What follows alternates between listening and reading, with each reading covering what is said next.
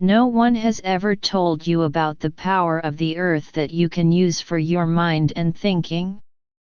Your current location influences how you think. How does it affect your thinking and mind? Electrical energy can be found on Earth's surface in what ways?